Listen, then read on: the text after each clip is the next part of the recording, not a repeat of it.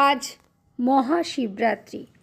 ভারতবর্ষে ও বাইরেও হিন্দু ভাবনায় ও জনসমাজ জীবনে শিব ওতপ্রোতভাবে জড়িত। এমন কোনো গ্রাম নেই যেখানে শিব প্রতিষ্ঠিত হয়নি।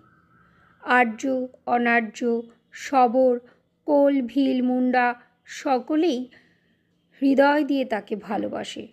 সকলের কাছেই শিব খুব আপনজন। শিব শব্দের অর্থই হলো চিহ্ন বা প্রতীক।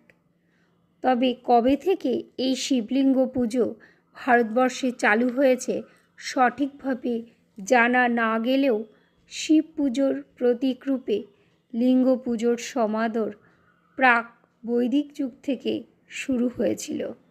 আজ ঘরে ঘরে মন্দিরে শিব ভক্তদের পুজোর আয়োজনে ব্যস্ত।